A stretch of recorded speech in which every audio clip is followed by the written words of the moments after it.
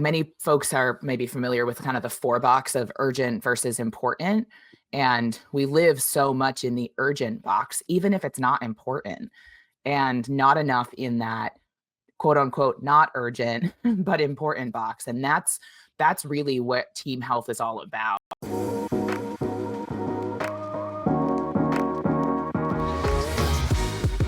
Hello and welcome to Love as a Business Strategy, a podcast that brings humanity to the workplace. We're here to talk about business, but we want to tackle topics that most business leaders shy away from. We believe that humanity and love should be at the center of every successful business. I'm your host, Jeff Ma, and I'm here to have conversations and hear stories with real people and real businesses and real life. And my guest today is actually a returning guest to this show. Almost 2 years ago, she was on this show, but I, in a very rare occurrence, was not available. So I had a substitute. You all know Frank. Some of you know Frank. I believe interviewed Katie. So this is my first time getting to interview 2 years later, Katie McLaughlin. And Katie is an engaging speaker, workshop facilitator, and strategy consultant with over 15 years of experience in high growth companies such as Wayfair, Upserve, and Rocket Lawyer. And in 2020, Katie founded the McLaughlin Method, a boutique consulting firm specializing in improving team and company culture through actionable, interactive skill building programs. She facilitates team workshops as the core focus of her practice, customizing sessions to fit specific industries, team dynamics, and outcomes.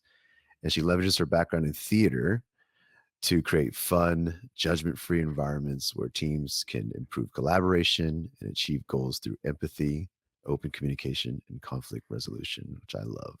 She has facilitated thousands of workshops helping teams build collaborative cultures and achieve immediate improvements in empathy and connectivity. And that is why she's here today. Welcome back to the show, Katie McLaughlin. How are you, Katie?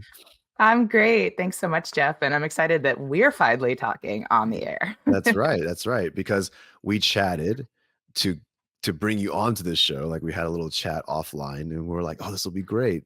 And then when the day of recording came around, I don't even remember what happened, but Because it was 2 years ago. It's 2 years ago. And so here we are. How have the last 2 years treated you? It's like I think everybody is experiencing. It's been like this really weird time of like trying to emerge into our quote unquote new world post quote unquote pandemic. I feel like this year, 2024, is kind of the first year where people are starting to actually feel some more quote unquote normal, but it's our new normal, right? And so that's definitely been reflected in both the work that I've had with clients and the things they're going through, and of course in the workplace as well. So yeah. I think I was hesitant coming into 2024, but I think nearing the end of 2024, I think post-pandemic is okay to say now.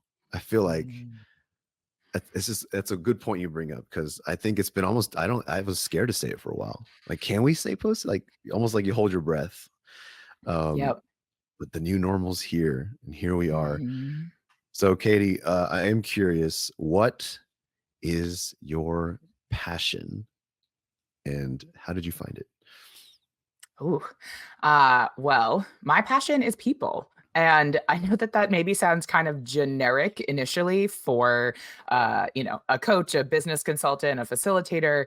But I have always found people really fascinating. And both through my own journey, like self-reflection, mental health, like personal development wise, as well as, of course, as a facilitator, because most of my career has been in learning and development or coaching or training in some way. And I think it's so fascinating how our brains work and also how our brains get hijacked by emotions, some of what I imagine we'll talk about today. But also just like the beauty of connection, between different people and how we really are better together. So that's, I'm really passionate about people. And for me, for those of you watching video, you'll see my theater masks behind me. And you heard in my intro that, theater is a passion of mine, but it's a passion because of the people components of theater and like that realness of experience and the richness of understanding people and relationships and thinking about how that impacts our society and of course, business. Yeah, and we're here to talk. I invited you to talk about, I guess, team health is the Mhm. title. When we talk about teams, I think one of the recurring themes on this show revolves around leadership, revolves around Mhm. behaviors, which I'll never stop kind of pushing for and trying to change the world in. But Mhm. I don't know that we spend enough time kind of talking about the team itself. And so I was really excited to kind of break that open with you. And I guess I'll start with this with a question around when it comes to teams.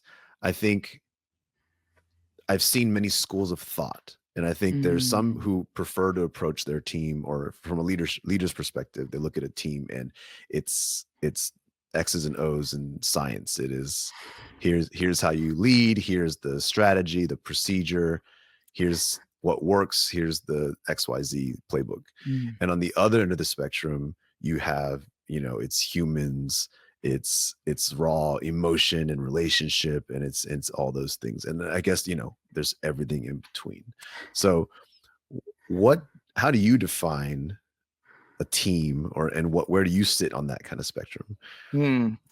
Well, I think because our society and our kind of institutionalized or systematic way of thinking about teams is so data focused, is so checkbox focused. I think that's why myself and others are trying to really push the spectrum or the pendulum in the other direction, towards the people and human side of experience. And we're really seeing that in what people are looking for from their organizations, that they want to be treated like a human. And um, you know, the there was a lot of talk when like millennials, I'm a millennial, entered the workplace, and how we were, kind of shifting things and starting to demand more. But I actually feel like we started to lay some groundwork for Gen Z, who's coming in and is like, nah, like this is required.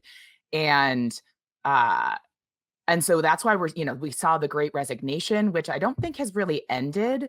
But there's been so much more focus on like layoffs and things like that. And, at the core, the team is that core that you relate to, connect with, interact with on a regular basis. And, um, you know, in general, companies are like, oh, we need to invest in culture. But again, that's seen as a checkbox activity. And if you've got a leader who has a team, and the organization is not going in the direction culturally that they want to, well, what can they do?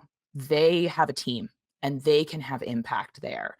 And so, if nothing else, look at the sphere of influence that you have, the areas you can quote unquote control. Um, I say quote unquote because we can't control other people. We can only influence them. But that is an area where we can have the most impact, and it is our teams that have the most impact on how we feel about our jobs, how we feel in the workplace, whether or not we feel valued by our organization, and we need to do work there. And if we do work in each team, then that broader team, the organization is going to get better and stronger. Yeah, I find that to be quite a hurdle for some, right? Because if I have a team as a leader, I still have a boss, and technically I'm a Yep. part of that boss's team. And it's one of those things where sometimes you feel like everybody's waiting for the train to move before they get on it. They want to see that from the very top, there's a push, Mm, and that's just not happening fast enough for some. And right. what I'm hearing you say is like, just get your little caboose going yourself. Yeah. Get Start the going engine down just going. start going, see if they'll follow. Right. Exactly. Yeah. And then they're going to want to hitch their train, their little, cars or whatever. They're going to want to hitch that car to your engine and your train that's already going. Right. It's how you as a leader can make a bigger impact on your broader organization, because it's not just about creating a great team, it's creating a great team so you can do great work. And your leader cares about your team doing great work. And so, if you can do both of those at the same time, which is the goal, you're going to make a name for yourself as a leader. and people are going to want to work for you. They're going to want to stay. And the rest of your organization is going to be like, hey, this team, this leader, they haven't lost anybody. Like, and people keep wanting to like transfer to their team from outside of their organization. What's going on there? Hmm. So let's move it into team health, which is the title of Mm. what we said. So define, I guess, team health in your definition, because two different words, team and health, but how broadly do you put them together? What does it mean when you say team health? So I use team health as kind of a comparative metric, or informed by or inspired by this customer health metric that a lot of software SaaS companies use to be thinking about potential churn risks for their subscription customers, et cetera. Most of my career has and a lot of my customers are in tech, and it's all about warning signs. And that's really what team health is about. What are some potential warning signs or sticky situations that, if left unresolved, are going to continue to erode that team experience? Where the goal is that as a team, we're working together, we're all on the same train, we're going in the same direction, we're each playing our part, and bringing our full selves to it and feel like we're stepping into a healthy environment for us mentally, physically, work balance wise, uh, you know, just enough challenge, but also feeling like we can leverage our strengths. It's a really comprehensive thing and isn't just, check the box activities, but I help laser in leaders and teams to some of those indicators that teams aren't actually as healthy as you think they are and where work needs to be done. So I just heard you kind of describe it or define it kind of in the inverse or in the negative, which is like these are Mm. like health. Your health is defined by making sure none of these things Mhm. are found. Um, is that so? It is kind of, I guess, a little bit of a like looking for symptoms, looking for Right. disease, looking for Yeah. unhealthy things, almost in that same sense, right? So you're kind of a doctor when you think about it. Right. Yeah. And of course, there are like leading indicators of a healthy team. One of those things is, do people have uh, at least kind of two people on their team that they at least like working with? They don't have to be friends. Like for a long time in the employee engagement space, the whole Gallup question of, do you have a friend at work? We all thought like, oh, that means people want to stay. It doesn't. It just means that they're going to take their friend and be a complainer with that friend. And then them and their friend are going to leave together. Right. But if you like working with them, that's a leading indicator that there's some like positive interactions, there's some collaboration that can happen. Uh, but, that's not the only thing, right? If you can also maybe laugh together as a team, that's a leading indicator that there is like healthy energy, healthy culture, supportive, maybe not taking each other too seriously. And then there's also other healthy leading indicators like opposing viewpoints can be brought up in a constructive way. And so it's like healthy conflict. Yeah. So, where we don't all have to agree. And it's actually really important if we don't all agree because we get to better solutions faster. And that's what also like breeds a safe place for diversity and diverse ideas, by really being inclusive of all those perspectives and not taking it personally when someone contradicts you or what have you, and being open to that. So those are some of the kind of like positive things that you want to be striving for or can be indicators of we're moving in the right direction too. So you're the team health doctor and a patient comes in and you look at a team. What's that big thing that stands out right away where you're like, "Oh, like you need surgery right away." What did like take them to the OR because this is bad. Like what is that big, like maybe even obvious, but kind of just what is that big thing that stands out that your team health is in bad shape? Well, so whenever I step into a workshop, with a team, there's usually an immediate energy that is super present and very like divisive. It's Mm. clear that like when I ask, because I, always have people kind of stand in a group, especially if we're in person, it's clear people kind of group together with their people that they feel safe with. And when I start to kind of mix up the group that they are maybe a little hesitant or what have you, um, but beforehand when I'm, talking with folks, it often looks like these kind of intangibles that people can't really figure out why aren't we performing? Because at the root of it, the leader is looking at why aren't we hitting our goals? Why aren't we meeting our metrics? And that's one thing. But then there's also these moments where it's like, oh my God, our team is so full of drama, right? Like I feel like we all really relate to that concept, like, oh, right? Or gosh, they're just like not willing to like get over something and get on the bus because you know what? Business does change and we do sometimes have to suck it up and make changes that we don't love. But there are ways we help people to get on board the bus to make those changes. And if we haven't done that work, that's where we need some of that surgery because people need the opportunity to say, in that instance, I I think you made the wrong choice, right?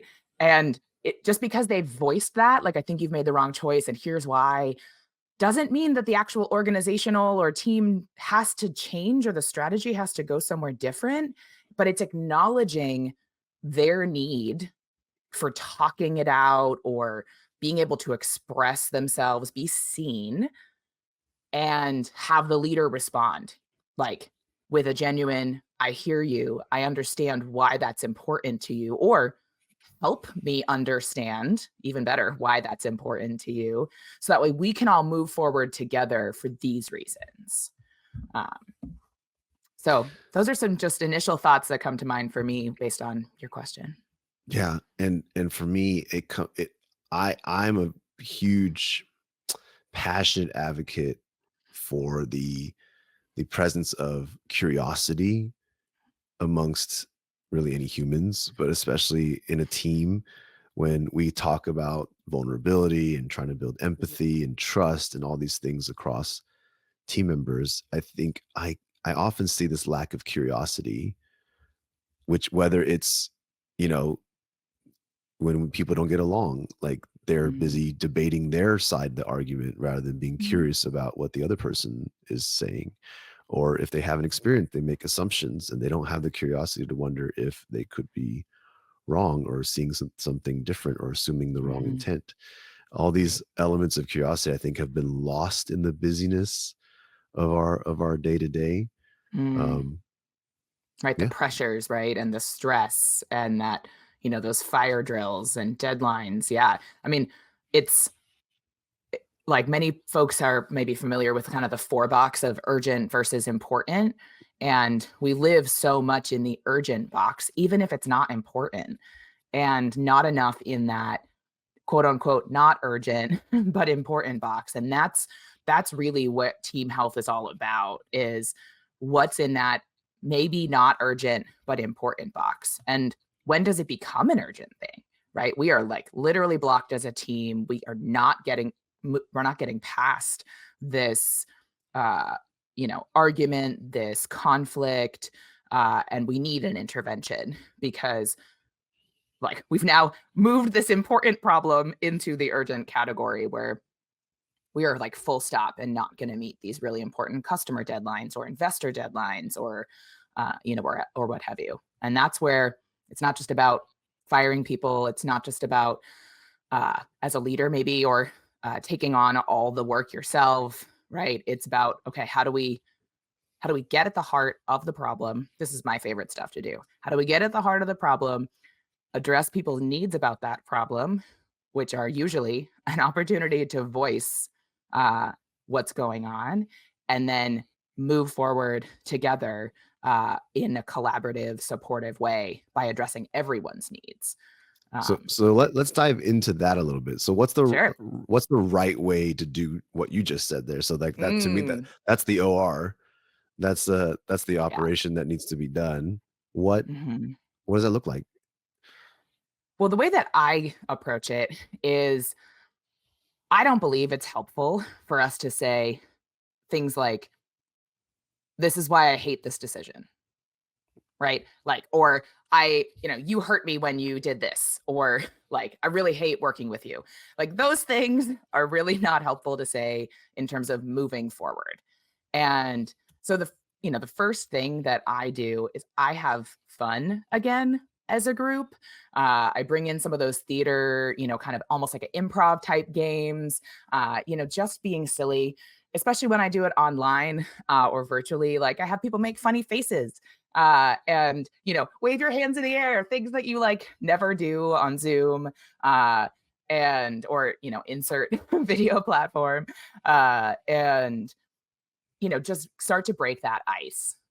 And then what we look at is whatever that kind of situation is. Say it's a big change. We're being asked to really pivot our work and it's a really close deadline. Okay. Um, and so I have people create images, kind of the 1,000 words, an image is worth 1,000 words concept. I have people create images of how they're feeling about that particular situation. Um, and I usually have them make it larger than life, something they would never do in the workplace. And the reason why we do that is because emotions are really complex and we don't have a shared language to talk about them. I have a big passion for words and word choice, and we're really bad at it as humans. And what we what we lack in kind of language unification, we have in a capacity neurologically. Even I've gotten really big into like neuroscience and how we can leverage that as leaders. But neurologically, images or visuals are easier to understand than language or written word many times. And Mm. so if I create an image where like my hands are up in the air and I'm squinting and scrunching myself, that conveys a lot more than me saying in probably a diplomatic, typically professional way of I'm afraid of I'm afraid of doing this thing. That's not as impactful as that raw portrayal of an emotion like that. Mm. And the whole group, the whole team is creating an image based off of that same prompt at the same time. So nobody's being like singled out or put on the spot. The leaders in the room too, because they're part of the team. And we then can start to see how we might have a lot more synergy of our emotional experience or reactions to what's going on than we think we do. And that's where we can then start to talk about the challenge we're having in almost a more objective way than just here's what's happening, here's our history, etc. It's okay, if this is what we're feeling about the scenario, maybe sometimes it might be helpful to tease out what's causing that. But other times it's more, how do we want to be feeling about this scenario? And how do we bridge that gap? How do we get there? What are the work agreements we need to create as a team? What are the steps that we need to go through? Is there more training that needs to happen or knowledge sharing? Uh, you know, and really working together as a team to move through that conflict and that sticky kind of OR required team health situation. I know you work with a lot of technology and groups, and I'm sure maybe even engineers and things like that. How I find that there's one hurdle there in particular that stood out to me as you're is because I obviously agree with everything you said. But in practice, when you put a group of people together and you say Mhm. we need to acknowledge emotions, I feel like one of two things happens. One is just pure skepticism and resistance to that very notion, but also Sure.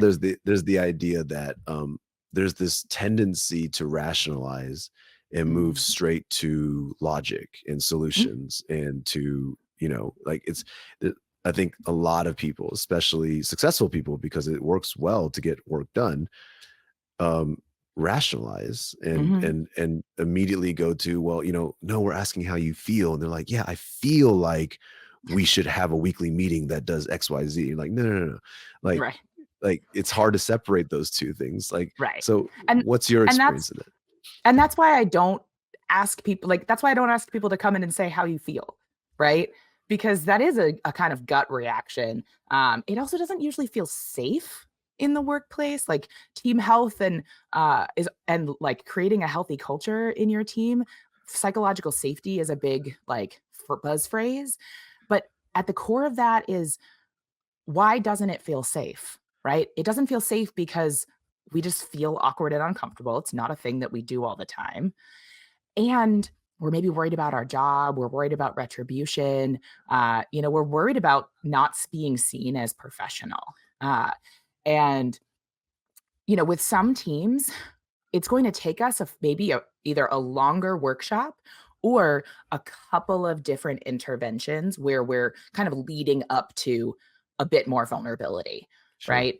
Um, but, at the end of the day, I also remind folks that, especially when I'm specifically working on change, I think change and change management, of course, are big topics in the business world. When we're talking about change, every bad change and good change generates emotions. So even if we think about like the maybe quote unquote good change of getting married, having a child, buying a house, like some of those things that we might see as a good change, also bring with it some negative emotions. There might be some grief of that change of lifestyle, right? There might be some grief associated with, losing connections to other people who aren't in that, identity group anymore. And there's also fears about like, can I do this well?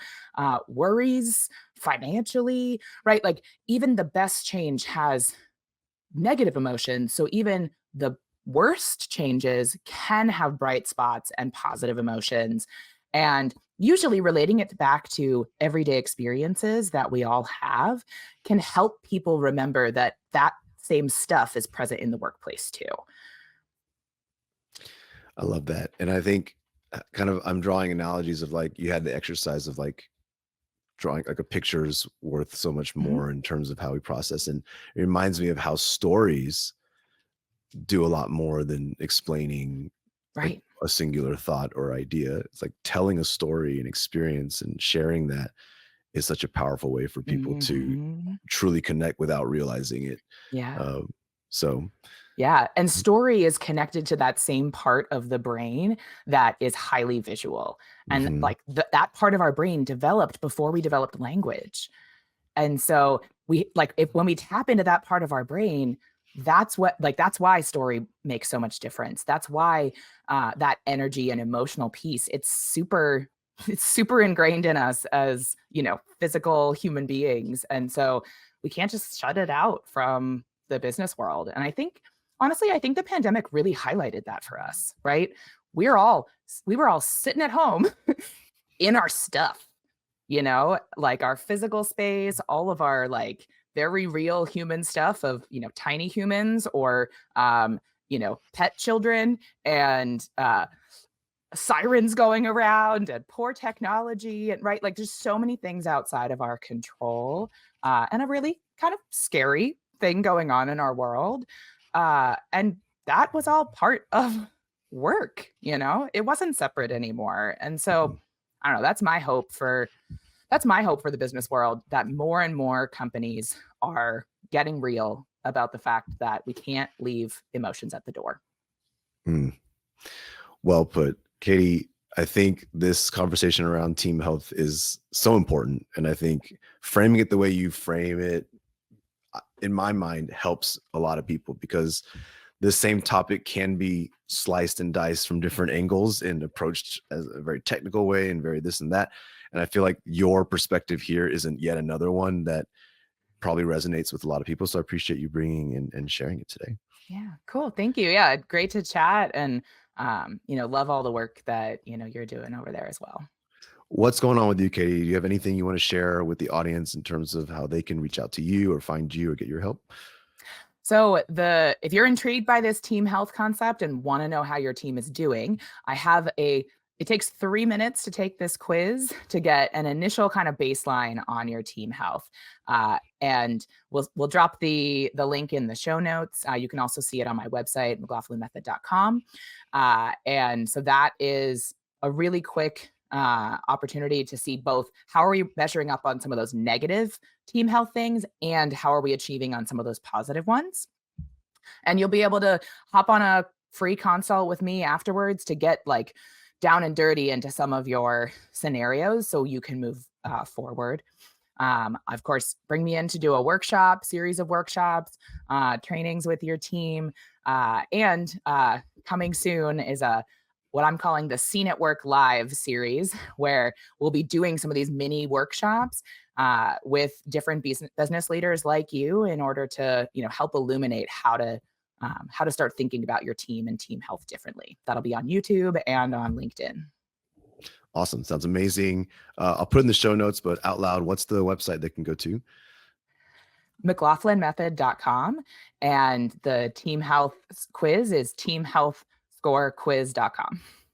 Awesome. We'll definitely include those. And with that, thank you so much. And thank you to the audience, as always, for sticking through it and enjoy. I hope you're enjoying these episodes. Give us that feedback. Love it when you reach out and let us know what you like, what you don't like. But check out the book. Always plugging Love as a Business Strategy. And, we're working on a second book. I don't know if I've shared that yet, but we're working on a second book. So look out for that around the corner. Hope everyone has a wonderful week. 2 weeks. We'll see you in 2 weeks. And thank you again, Katie. We'll see y'all later. See ya.